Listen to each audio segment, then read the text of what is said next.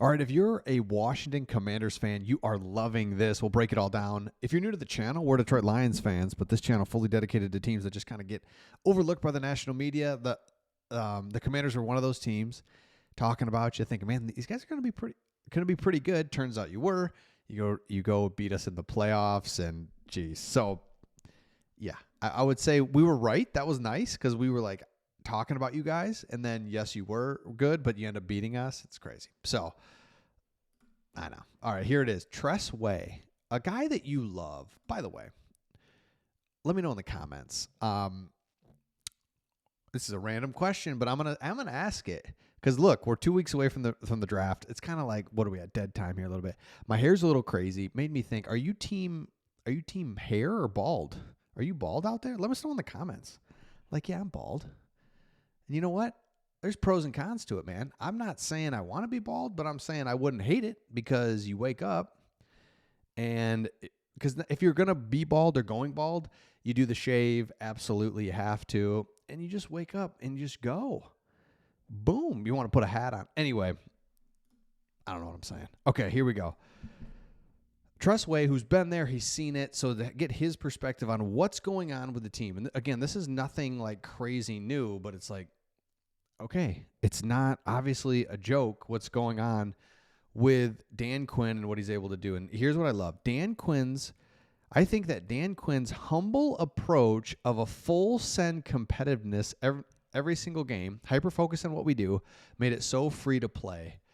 And look, this is not easy, right, to do, and every franchise is looking for this coach that can do this. And I remember when Dan Quinn got hired, it was like, oh yeah, I know him, but no, he's like really good. And I love this right here. At no point did he ever get up there and be like, we're going to beat this team by 30. I love his line. We always say, I don't care if it's 4 quarters, 5 quarters, if it goes all the way to the parking lot, we're just going to keep fighting the whole time and see what happens. So he's got this humble approach, like, guys, and I love that, right? Coaches go up there, they're robotic.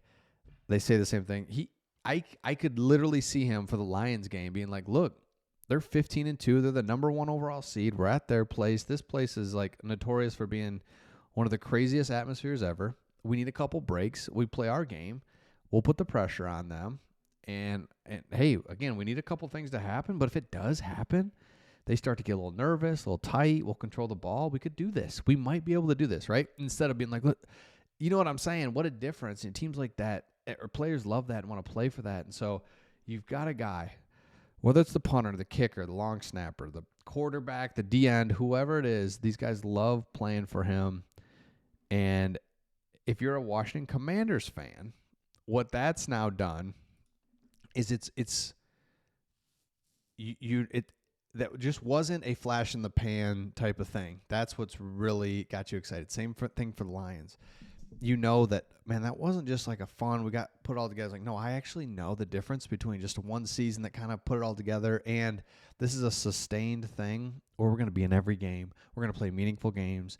Games from Thanksgiving on are going to mean something. We're not going to be 2-9 at Thanksgiving. You know, we're going to be right in the mix. That's what you're loving that, because there's nothing worse than the weather starts turning. It's a little chillier out, and your team is 3-7, and you're just like, and you're going up again, and you're just like, man, what are we doing? So we know this stuff, but again, to see that humble side of it is so cool and so key that I think it's perfect. Okay, now switching gears here real quick, I want to go over, again, we get so hyper-focused on our own team during this period and going into the draft, we forget about the other teams. So specifically in the NFC East for you guys and going against those other teams there, what do they got going and what's going on as they head into the draft? Again, you don't want to spend, who cares, right? You don't want to spend too much time on like learning about the Cowboys, but you do want to know, like, what are they up to? Like, what are they up to?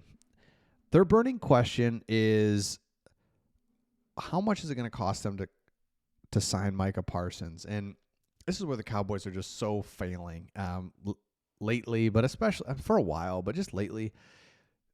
They waited on Dak Prescott. CeeDee Lamb, that was pretty, on time. But if you just make him the highest paid player, because in a couple months, the next DN, the next linebacker, and before you know it, but the longer you wait, the more it costs you, So it is a little comical that there's an element of suspense attached to this because they will surely do it. So perfect. So as they go into the draft, they've got 10 draft picks, and they're struggling. Love to see that. New York Giants. Is the quarterback situation going to end up being a positive? So they have 8 draft picks, and they just don't have a good quarterback situation. Perfect. I mean, seriously, welcome to 2025 NFL, where you have to have a quarterback. Without one, you can't win, and they don't have one. Russell Wilson has been on this little 4-year run of just like, what are you, man? Like you dropped off. Winston is such a problem in a locker room, and he's not even trying to be. That's what's bizarre about it. Like, yeah, you're Tyreek Hill, and you got problems. You're Antonio Brown. We see that a mile away. Winston's actually trying to just be a good dude, and he's, like, problematic. Turns the ball over. He's weird. It's like, just be cool, dude. Just be cool. All right, Philadelphia Eagles, 8 draft picks. Can the Eagles get some more difference makers on that defensive front? And, yeah, I mean, look, Super Bowl champs. What else can you say? They're in a good spot. They got good players all over the place. What can you say? But, I mean, the other 2 teams are ridiculously bad, I think. Then you got the Super Bowl champion in your division. So there's a trade-off, no question about it. And then Washington Commanders. There they are, baby. Terry McLaurin, payday. I mean, it just is, right? He's been here. He's been just a guy that you're going to pay. You're not going to let him walk. You got 5 draft picks, which we knew, as you've spent those to upgrade weapons around your young quarterback and the offensive line. So it's like, okay, take all my draft picks. I don't even need to draft this year based on what we've done. So all good. So let me know in the comments your thoughts on this video, just kind of where you're at heading into this draft, because again, you're so excited. Look, you're kind of you're exactly in the Lions. The Lions went to the NFC Championship game a year ago or 2 years ago, whatever. So that next year, you're just pumped. You don't need to be like out of control. Like next year's going to the Super Bowl. Like you understand that it's very hard to do that, and it's just not. That's just not how it works. Like, oh, next year you're going to get automatically. But we do know that the floor is really high for the Commanders. You got 2 teams in your division that are really not good. It's just going to be fun. A lot of meaningful games, a lot of fun Sundays. So let me know your thoughts in the comments, and we'll see all of you on the next one.